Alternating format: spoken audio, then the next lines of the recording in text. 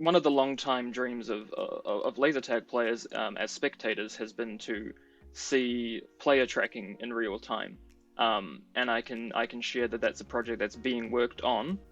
Hey there, just quickly before we go into the rest of the video, we were having a look at our analytics, and supposedly there's 47% of our viewers that aren't subscribed yet.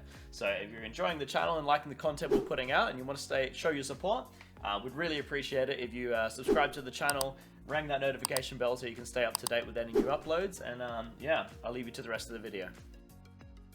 Hello everybody and welcome to Laser Sports Academy episode with new president of the Worlds Council, a very experienced committee member at his local level and also at the Zeltac level, three-time finalist at both international tournaments and Zeltac tournaments. We have Mr. Jono Mouldy Scott. How are you, Jono?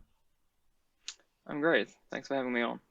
Well, thanks for coming on, mate, and congratulations on being appointed the new president. How does it feel to be in that role now?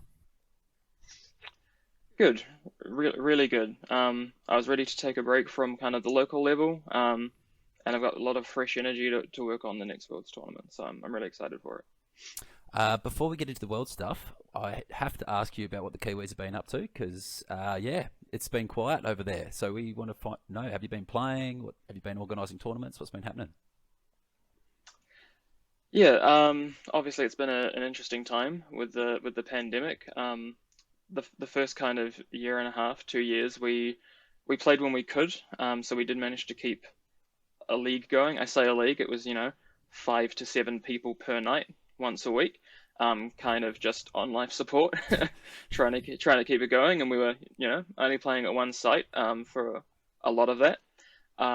We had to delay our annual invites tournament in 2020. Obviously, that was untenable because we went back into lockdown. But we did manage to eventually host that in the following year, and since then everything's kind of been on the up. So we've had two invites tournaments since then, and since Popeye's returned to New Zealand and took over as president of LSNZ, we've actually had quite a few smaller tournaments. We've had people traveling across the country for it. We've got another one planned coming next year, so we're on the up. That's awesome. And for some of our international sort of watchers, when do you guys play your invitationals? Is that what it's called, the New Zealand Invitational? Yeah. LSNZ Invitationals. Typically July every year. We try to match the times with. Traditionally, we've matched the times of that tournament with the university holidays because the Dunedin players traditionally have been a lot of students. So we've tried to kind of make that work for them. Yeah. Yeah, awesome. All right, so if you're really keen, you could do New Zealand in July, you could do Finland in a few months later in September-ish, and then you can, November, December, you can do the Sweenats, do the full world tour. Awesome, mate. Well, that's great to hear that you guys are getting things back going again. Things are on the up, and of course, we're going to be hosting there. Is it 2024? We're going to be, Zeltac's going to be heading over there to Auckland. That's right. Yeah, the new Mount Wellington site. Yeah.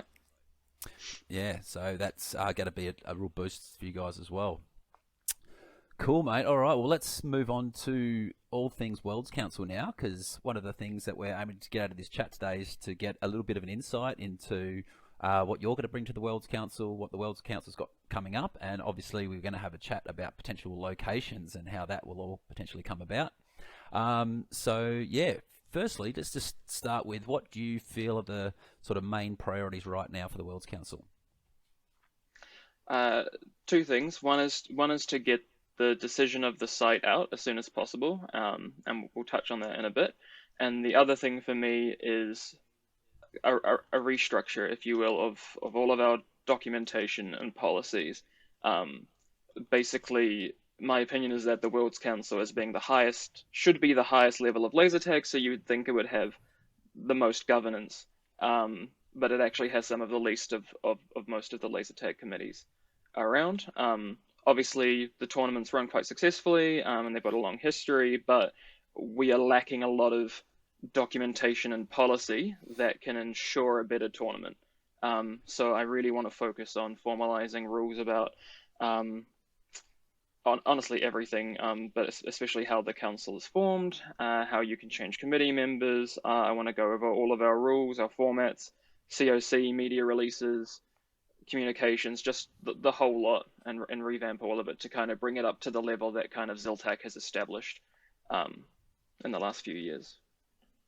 Yeah, and I guess we've got really the Worlds has been going for a while, but it's really still a tournament in its infancy when you consider that it's only run every few years. There's been the break over COVID, so what if we run 5 Worlds in total or something like that? And yeah, that's, Yeah, it's a small number. Yeah, yeah. yeah, so when you compare it to something like a Zeltak, which has got 20 odd years of experience, we've had 4 times as much time to get all our ducks in a row, so to speak. So yeah, I think it's great that we've got you on there, and you can bring that experience that you've had from the Zeltak committee to bring all that compliance in, all those things that are a foundation for being able to build on top of as you get more popular and a bigger following, I guess. Yeah, absolutely. Cool. Yeah.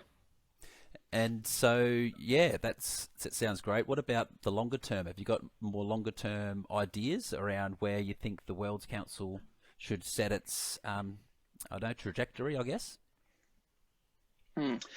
That's a tough one because I feel like before we can really think longer than the next Worlds, we need to get all of this kind of foundation in place. Just my opinion, but in the long term, just personally, I would like to see a world governing body that extends past hosting a tournament to establish worldwide rules of laser tag. And now that could encompass, all the formats, even though, some people would prefer us all to play the same timing, the same activation sequence or whatever, or the same system. Not necessarily feasible, but I think a governing body that went further than a tournament could help grow the sport more than what Worlds is right now, which essentially the Worlds Council is a tournament committee, and that's all. But we could do more. Yeah. Yeah, and I feel like it's all a natural progression for an association or for an event like this. Like in the early days, you really just need the people who can put the work in, because there's just literally hundreds of hours of work that needs to be put into getting things done. And then once things are more established, it's really just about making good decisions for the longer term sustainability of the event, and then you can transform the way that the council is formed and how the decisions come together, I guess. So yeah, totally. Yeah, I think we've got the right committee for the right time, and the longer term vision you have, I think, is valid also. Yeah. Okay, so let's get to it. Let's talk about the where and when and all the hows and things of the next Worlds. Where are we at, and where do you feel we'll be in 6 months' time? Well, I can tell you the when now, at least the year, is 2024. So that was officially voted on. We haven't done a press release yet for that. I'm still updating our procedures Hot for take, press. everybody. So I'm still updating our procedures for press releases, but it's not private information. All the reps know, and they if they haven't shared that yet, they probably will soon. Obviously, the time of year is somewhat dictated by an arrangement with the site that gets chosen, because obviously you have to match ideally the season of the country you're in, but also their local holidays and what is best for them, and not cutting into their profit too hard. As for the where, what's your sense? What's your sense for the best time of year for New Zealand? it's a hard question because you have to consider Ziltak and invites as well. I'd hate to see us drop invites as a tournament for that year. Not my decision now. I'm off the committee, but there's an argument that you could put Worlds right next to Ziltak and have everyone travel at once if they wanted to play both. Wow. I'm not saying that would happen, but it's a possibility, because obviously if New Zealand were to host in 2024, we would have Ziltak and Worlds in the same year, which is a pretty unique opportunity to have at one site. It'd be. I feel like it would make it difficult to get the same Australian contingent. Yeah, depending on how many teams they get, be if like getting that much time off work in a row, it's going to be maybe difficult for some top end players. Exactly. It is it yeah it is what it is. Like I would expect that the top players, if they had to choose, I don't want to make them choose, but if they had to choose, I would expect them to choose Worlds. You know, if they wanna put up that they're the best players in the world, they need to put up and put a team in. You know. Yeah. Well, it's my hope that we can get some real. If it does go to New Zealand, the next Worlds, then yeah, it's my hope that we'll get a lot of interest from the top Australian players and really be able to put our best foot forward. Like, yeah, we've every time we've had a Worlds, we've been missing a big group of our top players, and it'd be good to see the cream of the crop in Aussie go across. Absolutely. Now, just to be clear, there's no guarantees that New Zealand would host Worlds. It will be obviously it'll be my vote on the committee. The council will vote on that once the nominations are in. There's a possibility of Germany. I'm hearing. I believe they have several sites. And I think there's a lot of Europeans who've been over there quite often. So they do have an established scene. And we could probably run a really good tournament over there as well. So that's also on the cards. I haven't heard anything from the USA. It would surprise me if they put up a site, but I wouldn't rule it out. Okay, so there it is, guys. So really, Germany and New Zealand are shaping up to be the kind of two strong choices at this stage. Yeah. And if you're a player and you want to have a kind of influence in the decision that your sort of representatives put forward, how does the decision get made? Is it who should they talk to? Should they talk to their local rep? Is that the best people to chat to about it? Absolutely. The reps are the only real kind of authority on the council. We don't do player referendums or anything like that. So if you want your voice heard, talk to your local rep. If you don't know who your rep is, send an email to the Worlds Committee, or anyone can message me at any time about anything Worlds related. I'm happy to sort people out as well. Yeah, so yeah, we'll put the contact email for you guys in the show notes for this. Yeah, that'd be yeah, great. reach out if you have any questions about any of this stuff, guys. Awesome. Now, there is a question I've been dying to ask, which is comes from a discussion I had recently with Moomin about the possibility of playing both Zeltac and European formats in the One World Championship tournament. Is that something that the Worlds Council would consider?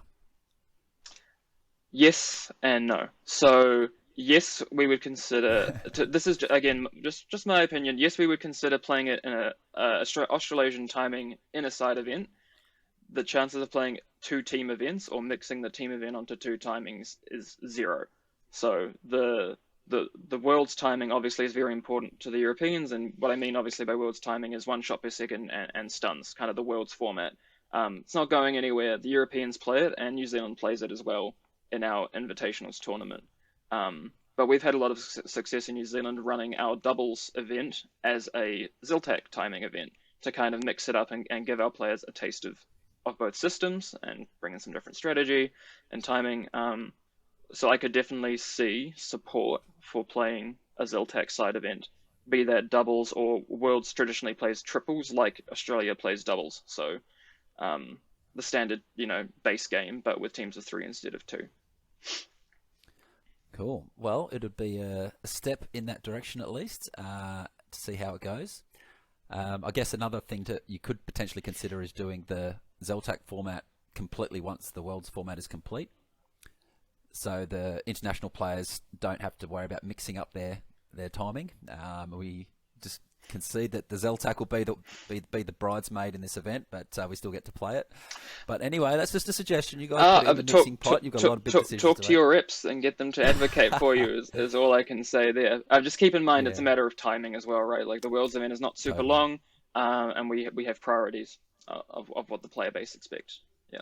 Yes, that's awesome segue into the next question, mate, because the next question I wanted to ask you is about team numbers. What's the right number of teams? Because, we were scheduling and what's, getting the site at the right time of the week and how much time do you have to play games and how many teams do you have? All of this comes into a big kind of formula that you have to kind of unwind. And it comes down to how many teams do you want in your tournament, essentially. Do you have a philosophy on this or some thoughts around Yeah, it? so my personal philosophy is that almost every major laser tag tournament that runs has way too many teams in it. Um, and that's partially for scheduling, especially at Ziltec when you've got nigh on 40 teams one year we had. It means you're playing games very spaced out, which is not good for players. The other half of that is that at the lower end you have a lot of weaker teams who probably should still be competing at their local level and not at the top level.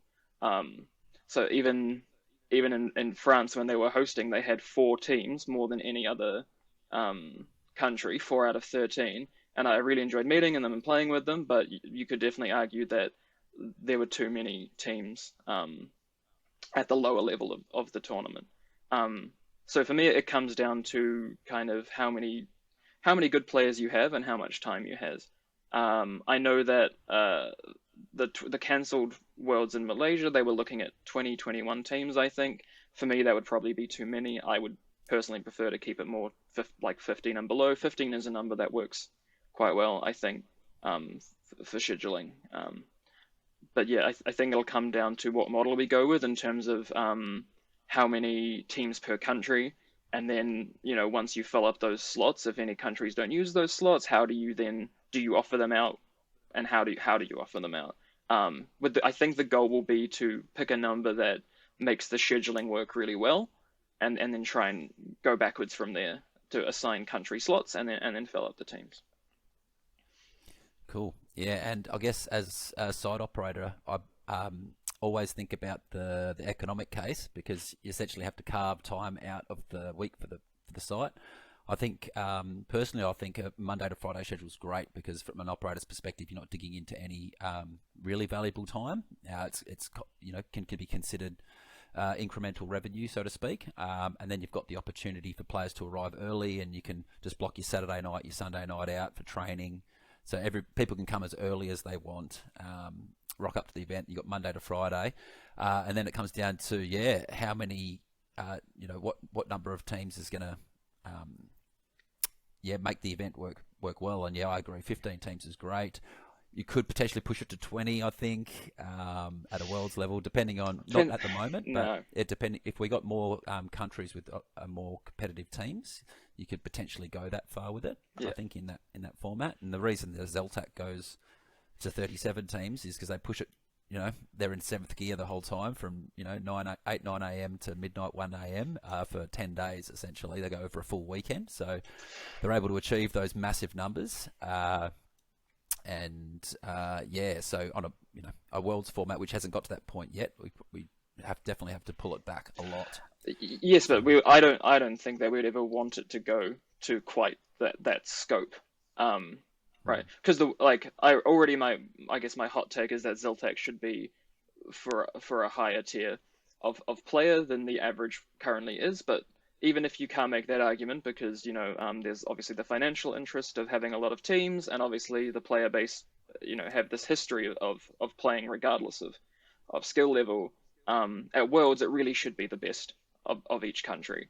And I could see just in the distant future, if we could get 10, 15 countries as opposed to like the 6, 7 that we have right now.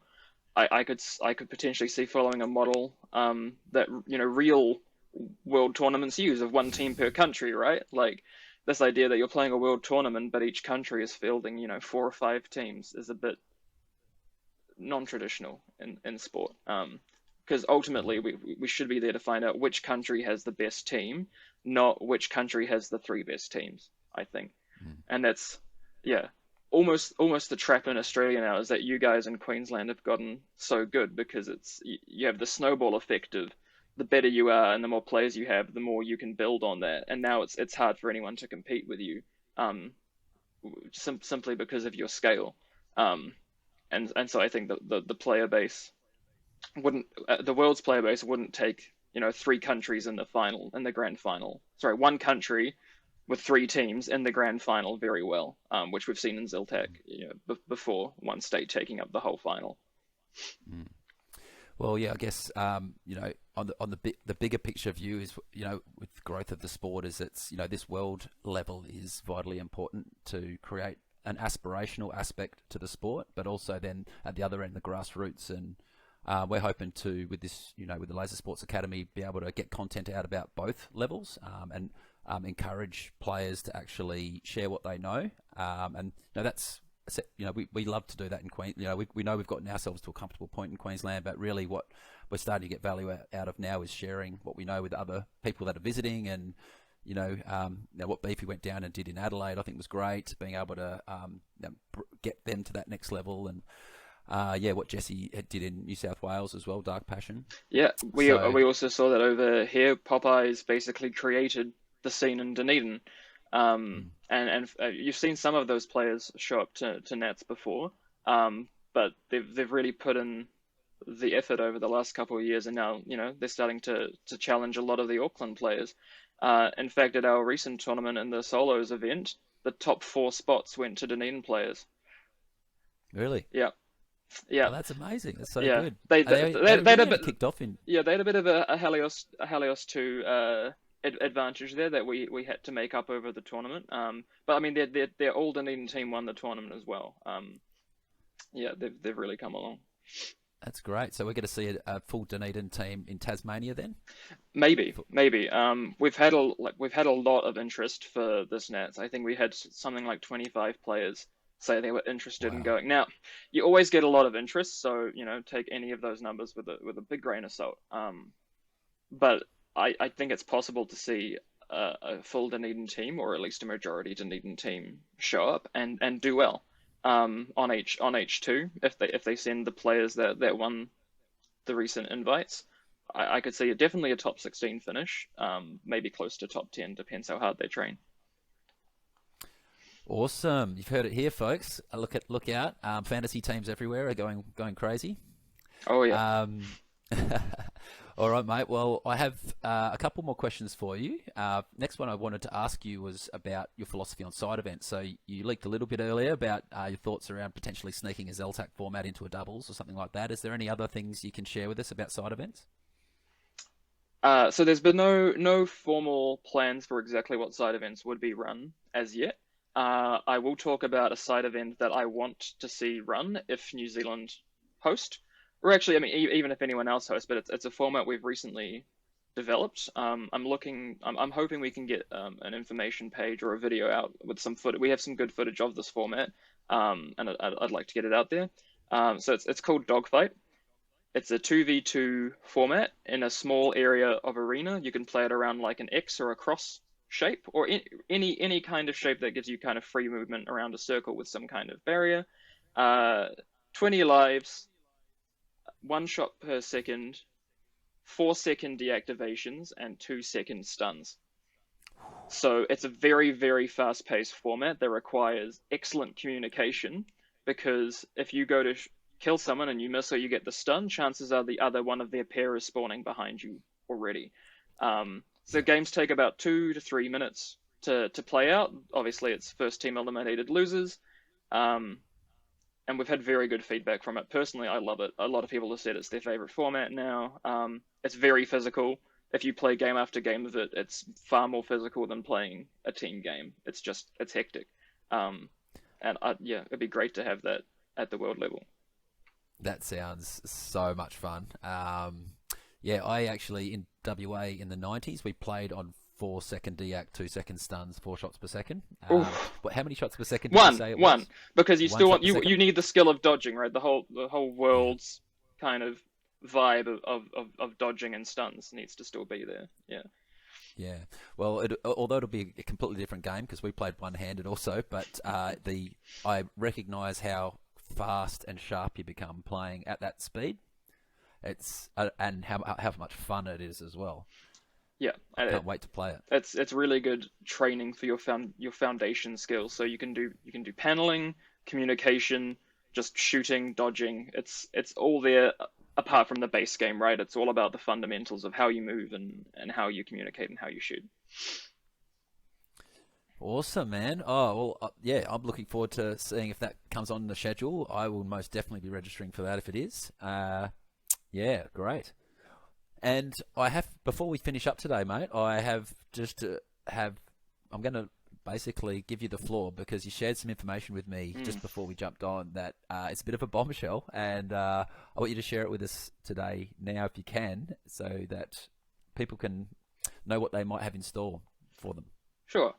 So just to be clear, this is not an official announcement. I can't personally guarantee anything because it's not my project, but um, one of the long-time dreams of laser tag players as spectators has been to see player tracking in real time, and I can share that that's a project that's being worked on by the founders of LSNZ, Popeyes and VDark. It is not an LSNZ project; it's their personal project. But I've seen the technology. I'm following it as they develop it at our local site, and it's very, very promising. I think they've possibly have shared a few. I can't personally share any videos. They have shared some to I think a few select people around the world, showing players, colored in players moving around a map in real time. And I believe the long-term goal with a piece of software like that would be for anyone to log into like a web applet, watch games, maybe view historical games, and integrate possibly a scoreboard. Things of that nature to kind of make it the ultimate spectator app. But that's kind of the long-term vision. Step one is just getting reliable tracking, so you can have that alongside the tools we already have. But no guarantees. But if we could see that at a Worlds. You know. That is a game changer if that happens, mate. I think every player has always dreamed of that coming on board that's played serious laser tag. And, it unlocks so much for us in terms of statistical analysis and being able to watch patterns, people's playing patterns. We've never been able to watch how does a person float, how does a mid player do differently to another mid player, It's Yeah, I mean, if they can pull it off, it'll be huge, and I have faith in them because they're both really intelligent guys. And the technology has come a long way. Obviously, the problem has always been the walls, right? Because we've tracking inside rooms has been around for a long time, but tracking inside rooms full of electronics and walls everywhere is a different story. But I think it'll really push us in the kind of direction that you guys have been taking it with your sports academy. Like, 5, 10 years ago, teams were very secretive. Training secret. Don't look at our training. Don't look at this. Don't look at that. No one wanted other teams to analyze them. No one would share their secrets. And now I feel like we've gone hard in the other direction of spreading knowledge and trying to raise the overall level of laser tag, and which is awesome. And this could only help in that, I think. totally, yeah. And it's, yeah, I guess the last few years, if it's taught us anything, it's that if we all want to play high level laser tag, we just got to keep growing the sport and sharing what we know, essentially.